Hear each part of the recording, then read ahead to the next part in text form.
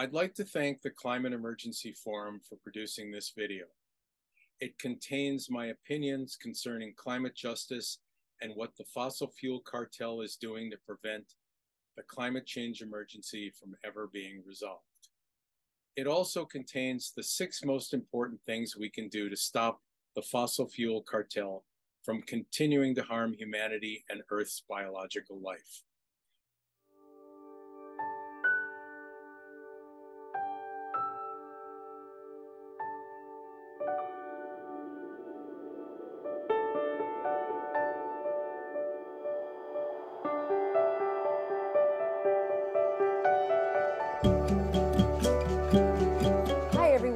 Welcome to another edition of the Climate Emergency Forum. My name is Regina, and I'll be your host as we discuss fossil fuel cartel, climate culprits. We have a special guest tonight, Mr. Lawrence Wollersheim, and he's going to be discussing the role of the fossil fuel cartel in the warming of our planet. I would like to add that much of what you'll hear here tonight will be the opinion of our guest and for those here on the forum. And so we want you to bear that in mind. And it's really a deep dive into the fossil fuel industry and their contribution to what has been happening to our planet and to all the living beings on this planet. We already know that the combustion of fossil fuel is responsible for approximately 20% of deaths, human deaths on this planet. We're not so sure how many non-human living beings die because of this, but we can certainly be sure that whoever breathes is suffering because of this industry. And so without further ado, I want to pass it straight to Lawrence. Lawrence, please tell us what you know. I'd like to thank the Climate Emergency Forum for producing this video. It contains my opinions concerning climate justice and what the fossil fuel cartel is doing to prevent the climate change emergency from ever being resolved. It also contains the 6 most important things we can do to stop the fossil fuel cartel from continuing to harm humanity and Earth's biological life. When you're done with this video, I hope that you can decide for yourself if the cartel is the real villain behind the ongoing climate emergency. To get started, let's talk about the 4 actions the fossil fuel cartel has been doing for the last 60 years. They have been lavishly funding the following activities. 1, global disinformation campaigns. These campaigns are designed to make the global public believe we are making regular or steady progress in fixing climate change in a way that prevents worldwide catastrophe when we are not. 2, global misinformation campaigns by funding think tanks and other authorities and opinion leaders to continuously create and spread cleverly concealed false doubts or confusion about the real climate change causes, consequences, progress, solutions, and the horrendous damages the fossil fuel cartel products produce. 3, successfully delaying, diluting, or killing government-level regulations designed to reduce national or global fossil fuel use, or make the fossil fuel industry pay for the deadly pollution and other costly climate consequences produced by its products. 4, continuously creating, promoting, and using climate change illusion-building messages like, yeah, we're all safe now, or the worst climate change consequences won't happen until 2100. These tactics, these 4 tactics, also help to create false hopes that new technologies like carbon capture will protect us today or save us at the last minute in the future. All of these false disinformation messages are designed to convince the global public and our politicians that we do not need to radically reduce our current fossil fuel use. This is totally untrue. There are 3 other pretty bad results from these cartel tactics. 1, because of the cartel's global disinformation and undue influence, The United Nations climate change summary reports are routinely underestimated by 20 to 40% or more. Well, the big problem here is that your governments, global media, and most environmental groups treat these UN reports as final climate authorities, and they rely almost entirely on them for everything they tell you and I about the coming climate consequences, the timeframes, and the needed solutions. Well, there is a deeper danger here, and that is that the cartel's disinformation programs make you feel safe and secure when you are not, and that you are actually in severe danger and they're hiding that from you. They also make you believe we are making the needed steady progress in fixing climate change when we're not doing that at all. Climate change is actually getting much worse. So when people think there's no dangerous climate catastrophe or upcoming emergency, they'll do little to demand their politicians and governments act to fix it. Worse yet, they will actively fight to stop the cost and inconvenience of having to make the now required fossil fuel reductions. One of the worst effects of the cartel's disinformation is that almost all citizens, businesses, and nations are entirely unprepared for surviving and adapting to the next more severe wave of escalating climate change catastrophes. And most unfortunately, we have hardly any time left before these consequences dramatically increase in severity, frequency, and scale as humanity crosses additional climate change tipping points from 2025 to 2031. There is an absolute worst result coming from the cartel's 60 years of vile actions. We call this mess the climate change double dilemma at Job One for Humanity at our think tank. Now, dilemma one, let me describe it. One, we have lost 60 years due to the fossil fuel cartel's dark disinformation and other tactics. Two, those tactics prevented us from gradually beginning to reduce global fossil fuel for the last 60 years. Three, because we have done so little to fix climate change over these decades, humanity now faces the near certain extinction of about half of its population, in part because of what is known as Garrett's climate change dilemma. Professor Garrett, his fossil fuel study proved that if humanity now tried to execute the make up for lost decades, adjusted and correct fossil fuel reductions that are now needed, about half of humanity would still die. This would occur not so much because of ongoing climate change consequences, but because the adjusted lost time global fossil fuel reductions would have to be so radical and so sudden that global agribusiness would only be allocated enough fuels, fertilizer, and food distribution energy to provide food for about half of humanity. This first climate dilemma means that if our politicians make the radical fossil fuel cuts now required by 2025, half of humanity will quickly perish. But there's more. It's dilemma two. The first part of dilemma two is if our politicians do not make the radical fossil fuel cuts required by about 2025, half of humanity will still die by about 2050. This mass die-off will occur because so many catastrophic climate change consequences are now reaching their tipping points or will be reaching their tipping points soon. And so many climate change consequences are already baked into and unavoidable, Worse yet, if our politicians do not make the required global fossil fuel cuts by 2025, much of the remaining surviving 50% of humanity will also perish.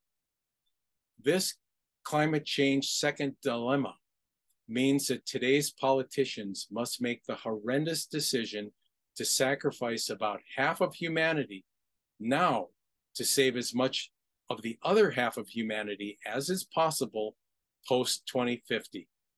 Because of the cartel's 60 years of dirty tricks, along with what I just said, it is now estimated that the global financial losses due to lost productivity and climate change physical damages will now exceed about $500 trillion by 2050. And that doesn't even include any financial restitution for the loss of billions of lives. That's a lot of bad news. Let's go on to what we can do to fix this mess. Here are the three biggest things we need to do to stop the fossil fuel cartel and establish climate change justice. My first point might surprise you.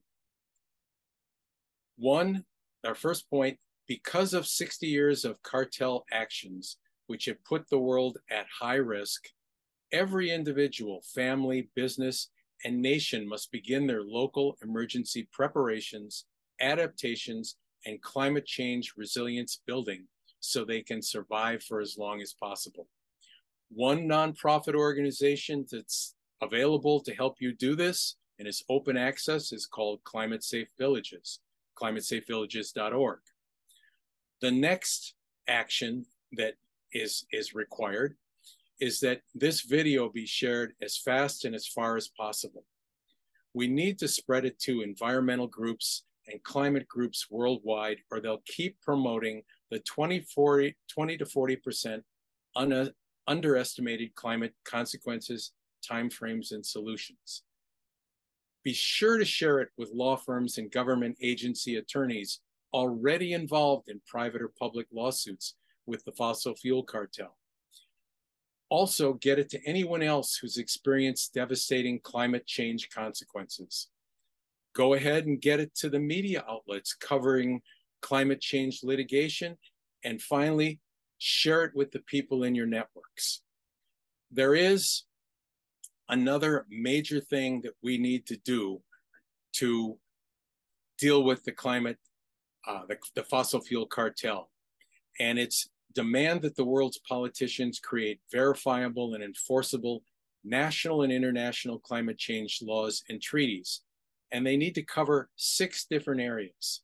The first area is they need to mandate the honest 2025 global fossil fuel reductions. These reductions should save at least half of humanity from extinction if we get them done. 2, remove all government fossil fuel subsidies and tax breaks. 3, incentivize full fossil fuel divestment. 4, increase the tax rates on all global fossil fuel profits. 5, mandate laws that the fossil fuel cartel and its related corporations pay for all environmental and health damages caused by their products. And most importantly, for their 60 years of intentional actions to block global fossil fuel reductions that would have resulted us not being in this disaster and emergency. And finally, number 6, we need to initiate legal actions that ensure severe legal and financial punishments for everyone who helped create, promote, or continue the climate change emergency or hindered its resolution. Now, that's the end of my presentation, and I want to thank you and hope that you spend some time thinking about this. I'm going to provide a link to documentation and additional information that will be available where the video is posted. And this is a challenge, but I believe that we are up to it, and we have no other choice but to be up to it. Well, thank you, Lawrence. That's quite the introduction. And you definitely got me when you started on that track of climate reparations, because that's something that I hold close to my heart.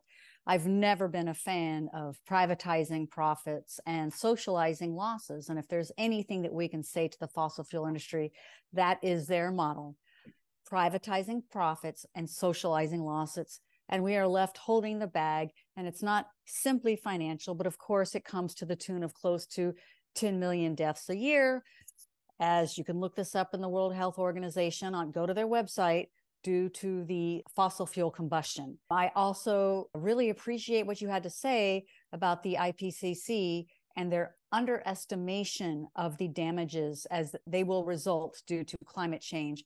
It is really quite pathetic that we have this organization whose sole purpose is to seek out and tell the truth about the climate situation, and there are negotiations around the table about how this quote unquote truth will be told. Now, I bring this up because I know this is something very close to your heart, Peter, and I would love to hear you talking about the IPCC and what it is that they present to us. How helpful or honest is it? Yeah, it's unfortunately well recognized that the IPCC, I mean, the media realized this many years ago, tends to underestimate, understate the reality. But I'd just like to quickly remind us, in particular, some statements, public statements by United Nations Secretary General Antonio Guterres, which really underscores what Lawrence was saying. And first of all, in 2018, at the Austrian World Summit, Secretary General said this: climate change is quite simply an existential threat for most life on the planet, including and especially humankind. So that wasn't publicized at all by the media. So I've done my best on it. However, this one was publicized this year in June of this year. The Secretary General said, with an angry tirade against the fossil fuel companies, he accused them of betraying future generations and undermining efforts to phase out a product he called, quote, incompatible with human survival. And we've known that for many, many years. He also went on to say that suggestions by some oil companies, including the man tapped to chair this year's international climate talks in Dubai, that fossil fuels can keep up production if they find a way to carbon capture warming carbon emissions, as Lawrence referred to, he warned that this would just make them more efficient planet wreckers. So the fossil fuel corporations are planet wreckers and they're planet killers. Thank you so much, Peter. I can't follow up with anything more than what you just said. Planet wreckers and destroyers, incompatible with human life and incompatible with life, not just human. And I will turn it over to you, Paul. Thank you. So 60 years of funding, Lawrence mentioned a number of times. That brings us to 1963 by my math. I guess that 60-year time frame is based on when science understood actually what the fossil fuel industry was doing, what burning emissions does to the planet, because, you know, there was a lot of question before then, you know, how much impact was it really having on the planet? It's only been solidified more and more the case, the science, that it's the emissions that are changing the chemistry and atmosphere of the oceans and causing all this climate disruption. And I guess, you know, it's key to remember that the fossil fuel cartel or industry is probably the richest industry on the planet. So when they fund things, they have an enormous weight of resources to put behind it, and they can hire the best PR firms, et cetera, to do their bidding. The misinformation campaigns are well known, you know, the idea of hiring front groups and think tanks, and they're all done sort of undercover, they're done covertly, so people may take years to even know that they're front groups. And the names that are chosen are very, very well chosen, for example, just to mislead. I mean, what the organization does in the misinformation campaign is the complete opposite to what their name is. For example, Friends of Science and things like that. They have very official sounding names, but underneath, you know, it's like hiding a wolf with a puppy. Call it something like Jumping Puppies, Cats or something, and behind it's like the Wolves and Tigers, which are the, you know, is what the group is actually doing. You know, not only that, but the disinformation campaigns, the outright lying. The government, the delay, diminishing, or canceling government programs, often, you know, the fossil fuel companies they have more power and more influence in many of the governments. And, you know, the lobbyists, if you get 100 lobbyists to some politician or prime minister or president, 98 of them will be from fossil fuel companies and a couple NGOs. So it's completely disproportionate because they have the money to do their lobbying, and they actually write a lot of the policy and programs directly, and those are just become government policy. It's written by the fossil fuel companies. So they're the puppet masters, if you like. Governments are often just puppets to them. The climate change illusion building, sure, 2100, people don't worry too much about 2100, so always say things are going to happen maybe by 2100. Also, they try to put the blame on the individual, change your light bulb, save energy, don't carry plastic bags, etc. Whereas they don't have to do anything, they're scot-free. So everything's passed on to the consumer. They try to not take any responsibility. The IPCC, it's well known they're very conservative. They need a consensus in their reports, etc. They're getting better, I must say, because they, as climate change proceeds and as there's more and more disruption around the world, it's much harder to hide the things that they were hiding before. But the organization, the IPCC and the associated conferences, the Conference on Parties, the big climate conferences, it's easy to see that those are actually, I think, literally captured by fossil fuel companies, holding the conference in one of the most decadent places in the world, having the president of the conference, fossil fuel CEO. I mean, it's so obvious what's happening. It's absurd. It's like a Monty Python sketch, except it's happening in reality. The double dilemma is, it's another one of these Faustian bargains, if you like. Do we cut and have half the people saved, or do we just do nothing and have half the people dying from a different means, a different way? The question for the politicians, sacrifice half to save the other half, I think the politicians are clearly saying, yes, let's do that. They'll sacrifice people in third world countries. They'll sacrifice the poor people of the world and keep the people in their own countries being the ones that make it out the other side. So they're quite willing to sacrifice other people. I mean, that's what wars are. I mean, if you want to get down to the nitty gritty, we should sacrifice the 10% of the people. The 10% of the richest people in the world produce over half of the emissions. So if you're going to sacrifice people, let's get all the governments powerful enough and sacrifice the rich people that are producing over half of the emissions. In reality, let's take away their money with progressive taxes and put a cap on what one person in the world can own, can have, whatever that number is, because there's too much power imbalance. People are actually, there's a few billionaires today that are actually more powerful than any government leader in any country. And in fact, they're meeting privately with government leaders elsewhere to set policy, to dictate how things will proceed in the Ukraine invasion, things like that. So the whole system is very, very skewed. People aren't really proactive, right? They don't really prepare. They wait till the worst happens and then try to react. We're basically a reactive species as opposed to a proactive species. If we were proactive, we wouldn't have let the problem get so out of hand already. Thanks so much, Paul. One of the things you said, and Lawrence as well, and I know that it wasn't meant this way, but I think it's really important to acknowledge, which is, we talk about the changes that are going to happen due to climate change, like 2050, 2080, 2100.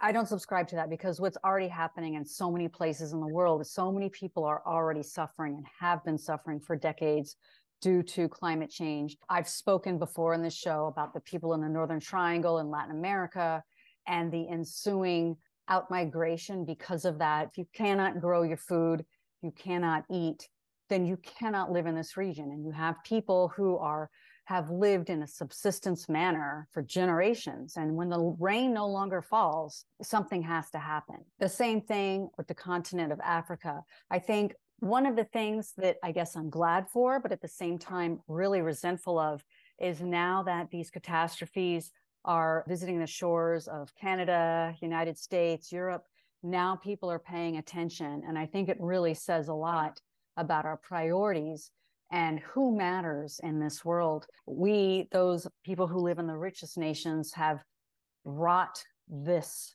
to people and have caused a tremendous amount of suffering. And now that affects us, it's like, okay, let's do something. Another thing that I really appreciate is I've learned a lot just on this show alone. I had never heard of Garrett's climate change dilemma. and I will read more about it. So thank you so much, Lawrence. And I do want to say, people in the audience, if you've learned anything in this video, as actually I have, please like, share, and subscribe. Share it with a friend. Talk with someone about this. These issues do not get discussed enough. I remember, you'd have to wonder if the fossil fuel industry has been giving its talking points to mainstream media for the last several decades. It's only been in the last few years where climate change was even mentioned in the New York Times. It's absolutely crazy. So we need to talk about it, and we need to continue talking about it. One thing that I really just want to say is that this is not a surprise. The fossil fuel industry has known, as Lawrence said, for many, many decades that their product causes changes to our environment. Carbon dioxide is taken in by the oceans, by the soils of our planet, by our atmosphere, and causes global warming. And we've seen it. We've seen the West. I live in the United States, so we've seen the western part of the United States getting drier. We've seen the eastern part of the United States getting wetter, just as the scientists told us would happen. So it's all happening as it should, and as we knew that it would. I think the most craven and disgusting thing is, and I'm going to mention it, you can look it up on the Greenpeace website, is ExxonMobil. They knew from the very beginning. They were pioneers. They were the vanguard of climate science. They fully understood that carbon dioxide in the atmosphere would lead to a warming atmosphere. Their own scientists that they hired told them that. And they had a choice. They could either go this way and become a clean energy company, or they could go this way and be a company that just did what it did and continue with fossil fuel. And that's what they chose to do. And of course, as I said before, close to 10 million people die every year because of the fossil fuel combustion. And I'm only speaking to the human lives that are lost, not all the other lives. So I think it's really important to address that. There are too many tens of thousands of farmers in India who have committed suicide over not being able to grow food, feed their families, pay off their loans because of climate change, for us to shrug this off as unimportant. It's the most important thing that we can focus on today. So I really enjoyed everyone sharing their perspective, and let's go ahead and open it up now for a few minutes of discussion. I would love to hear thoughts, questions, whatever it is that you have. Yeah, I just want to reinforce again. I'm a reinforcer, I guess. I just want to underscore Regina saying that, they're proven worst criminals ever, the fossil fuel corporations, because of their air pollution. And everybody sort of doesn't think about that because they think about climate change, which is fine. But the air pollution specifically from fossil fuel emissions, the paper by Beha published 10.2 million people killed every year. It was reported by Harvard as 8 million a year. So, I mean, my God, right? Every year, over 8 million people die because their product, right, which is destroying the planet as well. I mean, words cannot describe how bad, how terrible, how I have a word, but I'm not going to use it. It is so awful. Those are true crimes against humanity and all life on Earth. And as bad as it is on this year, we're looking at billions of people not surviving through 2050 because of the fossil fuel actions over the last 60 years. Nothing in human history. You take all the warlords and dictators and despots, you roll them all together through human history. No one is at this scale. The question is, are they villains? Is this the most vile act in all of human history? And what are we going to do about it? And almost everything we've been talking about is in the realm of climate justice. How do we maintain our humanity through the courts, through the proper systems, stop this insanity, stop this nightmare? And, expanding on that view of, how many people basically can be expected to die in the future from the way that abrupt climate change is proceeding. There's been some recent work that has looked at the idea that, okay, so 2 degrees Celsius, we're likely to lose 1 billion people on the planet. That would require about 1 trillion tons of carbon emitted. So then you can do the division and you end up with about 1,000 tons of carbon emitted, kills 1 person in the future, and that's an order of magnitude estimate. It could be 10 times higher, it could be 10 times lower. But I think with tipping points in the climate system that we're getting ever closer to, if those are set off, for example, I'll give an example of the AMOC, the Atlantic Meridional Overturning Circulation, because a recent study came out that showed the probability of that system tipping, the ocean circulation changing, is very high, much higher than any economists or policymakers have accounted for. And that alone would probably reduce the amount of wheat we can grow on the planet by about 2/3, and also the amount of maize, things like corn, by 2/3. Rice, it wouldn't affect so much, but that would basically account for huge starvation, global food shortages, of course, all kinds of geopolitical unrest, etc. The problem with these tipping points as we approach them too is that they're cascadable. So one thing tips, then it leads to another thing and another thing. It's like dominoes, a domino effect. It makes it important to remember that any estimates of these sort of things, how bad it will be in the future, are probably conservative estimates. Climate change is always throwing surprises at us and happening faster than expected, to the detriment of human lives and plants and animal lives around the planet. Thank you, Paul, for sharing that. And thank you, everyone, for sharing your thoughts. It was a very impassioned show, as well it should have been. It was a very important topic. I do recommend, and we will put it in the description below, Greenpeace has done a very fine job of enumerating Exxon's history of climate denial. As I mentioned, we'll put that in the description below, and I highly recommend that you read that. It's a very important part of this story. And we thank you so kindly for joining us, as you do every week here at the Climate Emergency Forum. And if you've not subscribed yet, please do. And if you have any other thoughts regarding maybe Exxon or what was said tonight, especially we'd love to hear your thoughts on the things that Lawrence said. Please add them to the comments below, and perhaps we can have a lively discussion. And we look forward to seeing you next time at the Climate Emergency Forum.